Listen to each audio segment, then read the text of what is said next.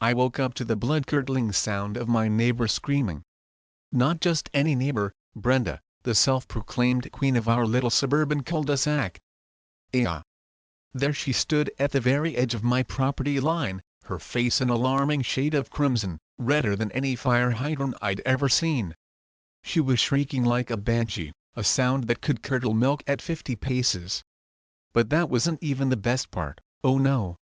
Her brand-new, gleaming luxury SUV was completely and utterly trapped, perched precariously in the middle of a massive trench.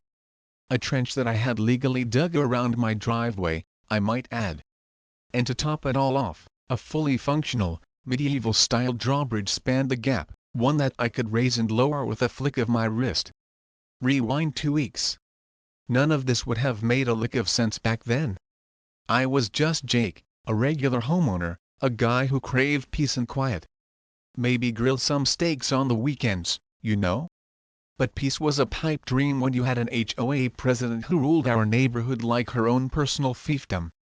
Brenda was that neighbor. The one who measured your lawn with a ruler, slapped you with a fine for the wrong shade of beige on your shutters, and sent threatening certified letters if your car dared to sport even a speck of dust. I had put up with her petty tyranny before, but I never, in my wildest nightmares, imagined it would escalate to outright war. The trouble started innocently enough. I walked outside one crisp morning, steaming coffee mug in hand, only to find Brenda's behemoth of an SUV parked directly across my driveway. At first, I chalked it up to a simple mistake. Maybe she was just running in for a quick second. But as I got closer, I saw her standing on the sidewalk, arms crossed, wearing that oh-so-familiar smug expression. The one she reserved for moments when she was about to make someone's life a living hell. "Morning, Brenda," I said, trying my best to sound civil, though my teeth were practically grinding. "Your car's blocking my driveway." She smiled, a slow, deliberate curl of her lips, like a cat watching a trapped mouse. "Oh, I know," she said sweetly, her voice dripping with false innocence. "It's about your driveway, Jake. We've had some complaints." I blinked, utterly dumbfounded. "Complaints? From who?" "That's confidential," she said, waving a dismissive hand in the air, as if swatting away a bothersome fly. "But the HOA board has decided your driveway doesn't comply with our standards." I stared at my perfectly normal, albeit slightly cracked, concrete slab. Nothing fancy, but certainly not breaking any sane neighborhood rule. "That's ridiculous, Brenda. There's absolutely nothing wrong with it."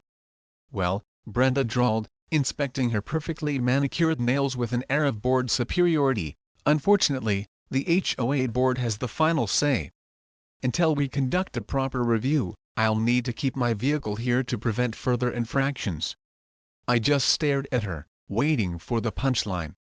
This had to be some kind of elaborate, twisted joke. "You're joking, right?" I asked, a nervous laugh bubbling in my throat. "Nope," she chirped, pulling out a pristine white clipboard and scribbling something down with a gold pen. "Oh, and I should probably mention, if you try to tow my car, that'll be considered harassment. HOA rules, you know." My blood was starting to boil. I wanted to argue, to yell, to do something. But I knew Brenda. She thrived on confrontation. She wanted me to lose my temper so she could slap me with more fines and complaints. So, instead, I took a deep breath, nodded slowly, and walked back inside, my coffee suddenly tasting like ash. The next few days were pure torture. Every morning, I woke up to the sight of Brenda's monstrous SUV still blocking my driveway, a daily reminder of her petty power trip. The HOA, predictably, refused to help. When I called a tow company, they cited some vague community agreement and wouldn't touch her precious vehicle. Meanwhile, Brenda acted like she had won the lottery, strutting around the neighborhood with a self-satisfied smirk, practically radiating smugness as if she owned my property. Then came the fines. Oh, the glorious fines. Apparently, I was now being penalized for neglecting driveway maintenance. According to the HOA, my failure to use my driveway because, you know, It was perpetually blocked was grounds for an infraction. Every time I checked my mailbox, there was a fresh, crisp letter demanding payment, each one feeling like a tiny stab wound to my sanity.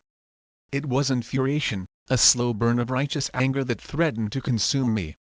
But I wasn't the kind of guy to just roll over and take it.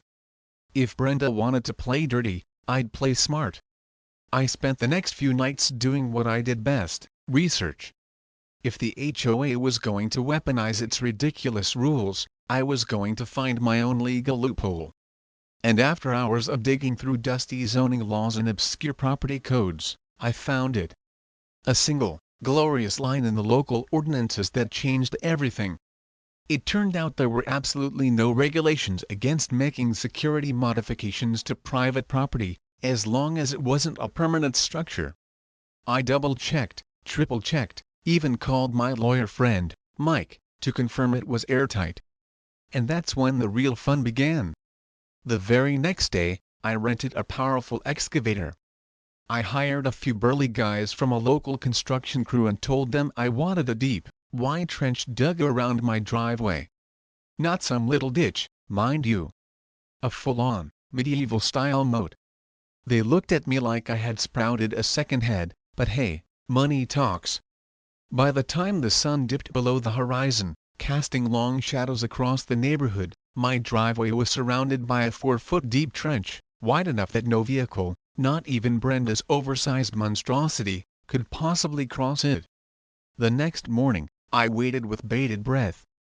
It wasn't long before Brenda, her face contorted in a mask of fury, stormed over, ready to unleash another torrent of her self-righteous indignation. But the moment her eyes landed on her SUV, stranded like a beached whale in the middle of my newly excavated trench, her expression went from smug superiority to sheer, unadulterated horror. "What the hell is this?" she screeched, her voice cracking with disbelief. "Oh, just some security modifications," I said, barely suppressing a triumphant grin that threatened to split my face in two. "HOA rules say I can do it, Brenda." Brenda's eye twitched violently. "You can just dig a hole around my car." "Sure I can," I replied calmly, gesturing to the impressive chasm. "You see, this is my property, and since you refuse to move your vehicle, well, I had no choice but to build around you." She looked like her brain was short-circuiting, smoke practically billowing from her ears. You can't. This is illegal." "Nope," I said, pulling out a neatly folded printout of the relevant zoning laws. "Totally legal. In fact, I even filed a permit. City approved." Brenda's jaw clenched so tight I thought her teeth might actually crack. "You are going to regret this," she spat, her voice laced with venom. "The HOA will not allow this." I just shrugged, a picture of nonchalance. "Guess we'll see." I turned and walked back inside, leaving her standing there, fuming like a pressure cooker about to explode. But the best part? I wasn't even close to being done. The trench was just the beginning.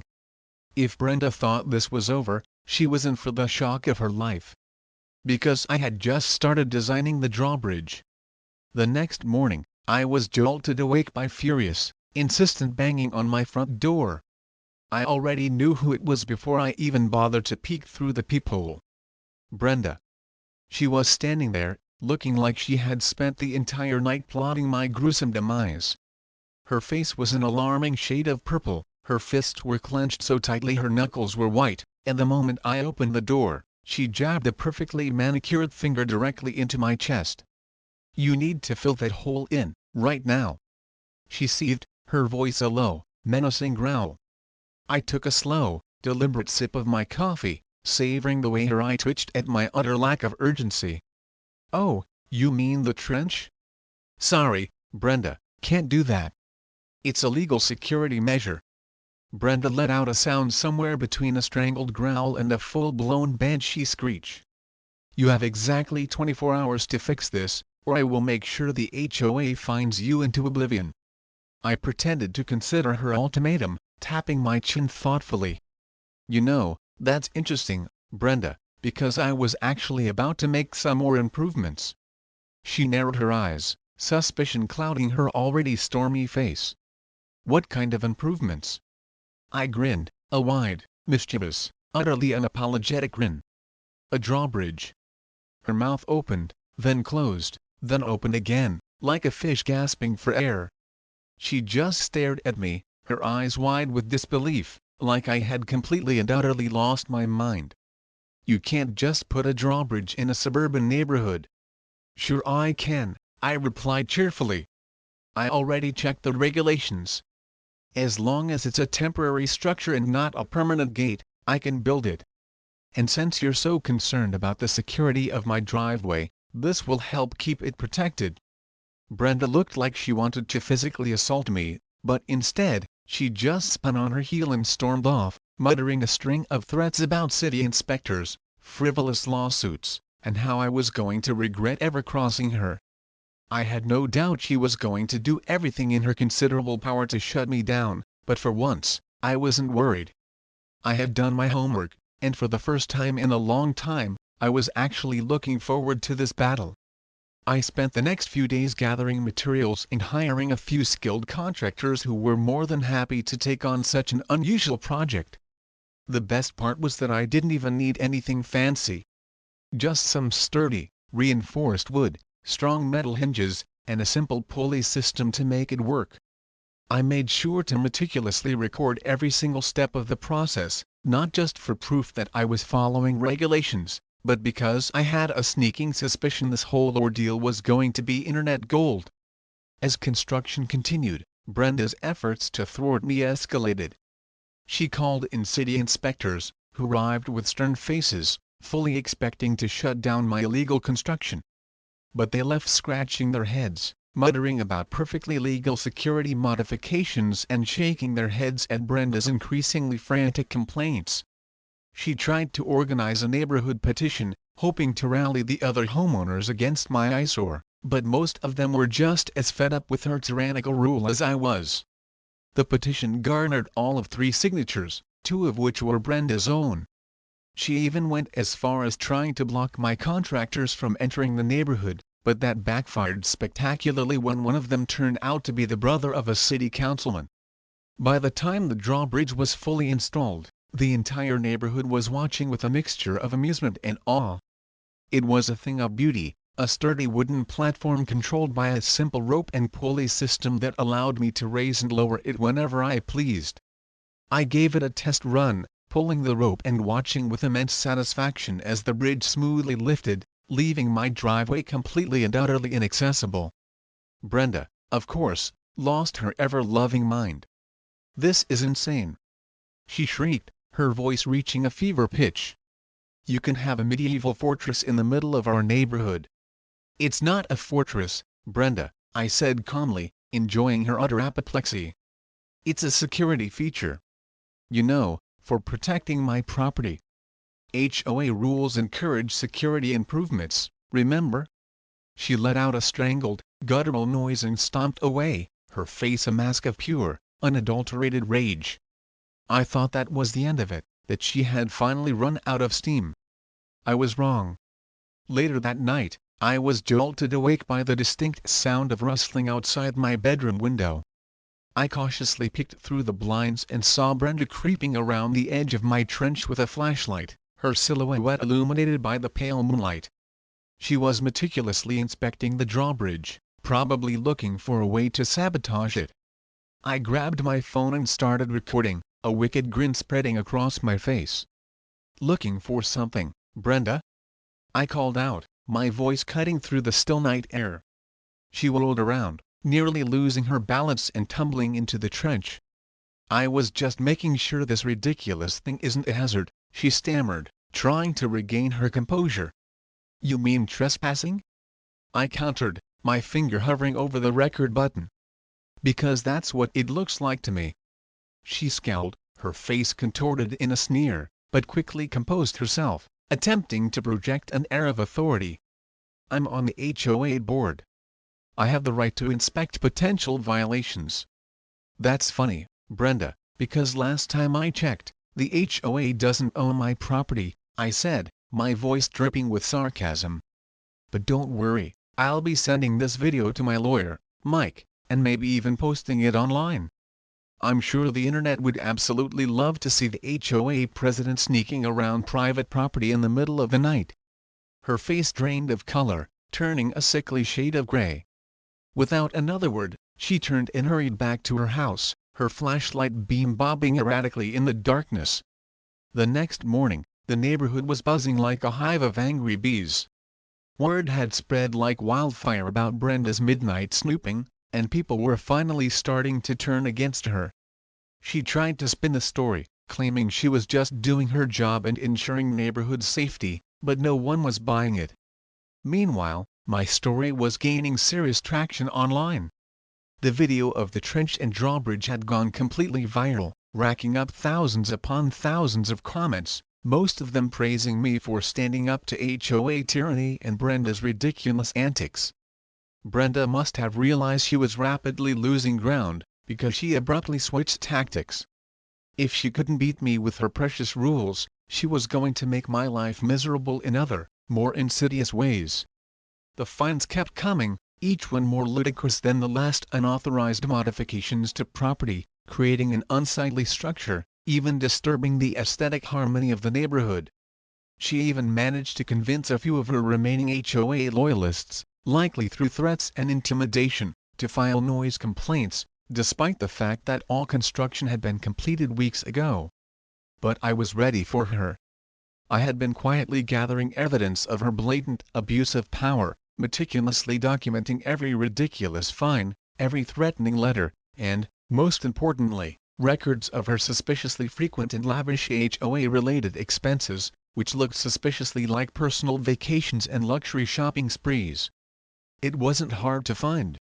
Turns out, Brenda wasn't nearly as careful with paperwork as she was with enforcing her petty rules. I compiled everything into a neat little folder, ready to strike when the opportune moment arose. The final showdown came during an emergency HOA meeting that Brenda had frantically called to discuss my so-called violations. The moment I walked into the stuffy community hall, I could practically feel her smug satisfaction radiating across the room. She sat at the head of the long table, a triumphant smirk plastered across her face, ready to deliver her self-righteous verdict. "We have decided," she announced, her voice dripping with condescension, "that your modifications are in direct violation of the community standards. You will need to remove them immediately, Mr. Thompson, or you will be facing severe legal action." I simply smiled, a slow, confident smile that wiped the smugness right off her face. I reached into my bag, pulled out my meticulously compiled folder, and placed it with a decisive thud on the table. "That's interesting, Brenda," I said calmly, my eyes locking with hers, "because I've actually uncovered some rather significant violations of my own." She frowned, a flicker of unease finally crossing her features. "What are you talking about?" I opened the folder and began to read, my voice clear and steady, filling the suddenly silent room. "Fraudulent fines, misuse of HOA funds for personal expenses, intimidation tactics against homeowners, including, but not limited to, the blatant harassment of one Mr. Jake Thompson." The more I read, the paler Brenda's face became, her triumphant smirk replaced by a look of dawning horror. "You're lying," she hissed, her voice barely above a whisper. "I have proof, Brenda," I countered, holding up the thick folder. "And I am more than willing to take this to the authorities." A stunned silence filled the room. The other board members, most of whom had been too scared to stand up to Brenda's reign of terror before, suddenly looked very, very interested in what I had to say. Within minutes, a vote was called. The result? A resounding, unanimous decision to remove Brenda from her iron-fisted position as HOA president. By the end of the week, a full-scale investigation into her shady dealings had been launched. That night, I stood on my driveway, a cool drink in my hand, watching with quiet satisfaction as Brenda's oversized SUV was finally being towed away. Not by some reluctant tow company, but by the authorities. My ridiculous trench and equally ridiculous drawbridge had started as a desperate, somewhat comical act of defiance, but in the end, they had been the perfect, albeit unconventional, way to expose her corruption. And the best part? My driveway had never looked better, completely free of Brenda's imposing presence. Brenda was uncharacteristically quiet for a few days after the HOA meeting, which, in itself, was deeply unsettling. She wasn't the type to go down without a fight, and I had a sinking feeling she was brewing something truly spectacular. The neighborhood, however, was still buzzing with the news of her dramatic downfall. People had started treating me like some kind of local legend. Every time I stepped outside, someone would wave, give me a thumbs up, or even ask if they could see the drawbridge in action. Even the mailman had a good chuckle about the whole thing. But I knew it wasn't over. Brenda wasn't going to let this go without a truly epic, scorched-earth retaliation. Sure enough, the storm came. It started small, almost imperceptibly. A sudden, anonymous report to the city about unpermitted construction. A surprise inspection from a zoning official who looked both amused and thoroughly annoyed when he saw my magnificent drawbridge. He just shrugged, gave me a knowing nod, and left after confirming, yet again, that everything was perfectly within the legal limits. Then came the fake complaints from concerned neighbors, loud noises in the middle of the night, suspicious activity, even claims that my perfectly stable trench was somehow a safety hazard that could cause structural instability in the entire neighborhood. I knew exactly who was behind it, but without solid, irrefutable proof, it was just another tiresome game of harassment. Then, Brenda took it up a notch. One night, I was jolted awake by a loud, sickening crash. My heart pounded in my chest as I leaped out of bed and ran to the window.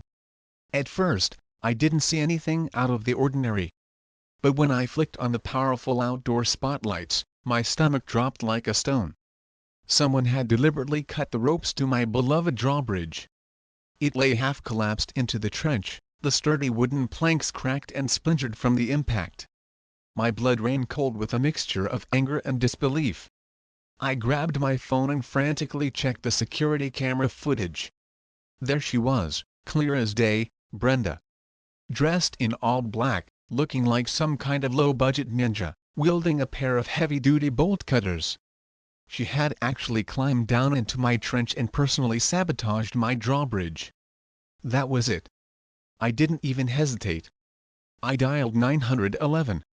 By the time the police arrived, sirens wailing in the distance, Brenda had already scurried back to her house, undoubtedly feeling smugly victorious. But the security camera footage was all the evidence they needed. The officers knocked on her door, and after a tense few minutes of muffled shouting, she was unceremoniously dragged outside, still screaming about how she was the one being harassed and targeted. She tried to spin some ridiculous tale about preventing a neighborhood hazard, but the officers weren't buying it for a second. They cuffed her, read her rights, and stuffed her into the back of a police cruiser. Watching her being driven away, her face a mask of incandescent rage, was the single most satisfying thing I had ever witnessed in my entire life. The neighborhood exploded with gossip the next day.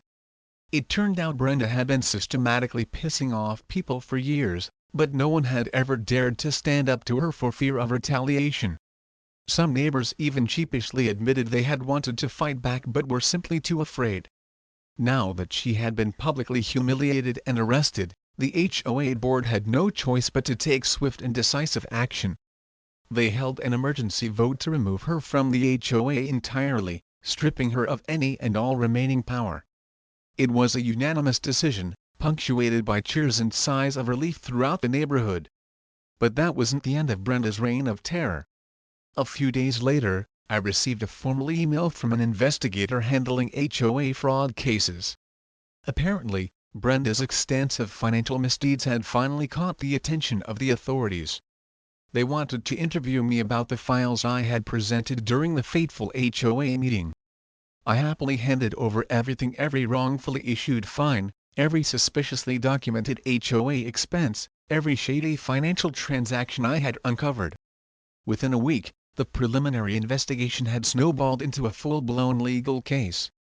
Brenda wasn't just a petty tyrant. She was a full-on scam artist. She had been systematically skimming HOA funds for years, using them to finance lavish personal vacations, extravagant luxury purchases, and even some suspiciously large transfers to offshore accounts. When the news finally broke, the neighborhood practically erupted in celebration. People who had once lived in fear of her were now openly mocking her, sharing stories of her ridiculous demands and petty fines. Some neighbors even hung free at last banners on their houses. Brenda's house went up for sale shortly thereafter, but it sat on the market for what felt like an eternity. Apparently, no one wanted to buy the former dictator's residence. Eventually, she had no choice but to sell it at a significant loss and leave town in disgrace. The day she finally moved out, I stood at the edge of my driveway, sipping my morning coffee, watching as she loaded the last of her pathetic belongings into a U-Haul truck. She shot me one last, venomous glare, but there was no real power behind it anymore. She had lost, and she knew it.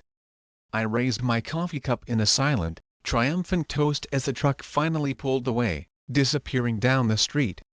With Brenda gone, the HOA board quickly crumbled. Most of the remaining members resigned in shame, and the neighborhood, in a moment of collective liberation, voted to dissolve the HOA entirely. Turns out, people were much happier without it. No more ridiculous rules, no more arbitrary fines, no more constant fear of stepping even slightly out of line. For the first time in years, the neighborhood felt truly free.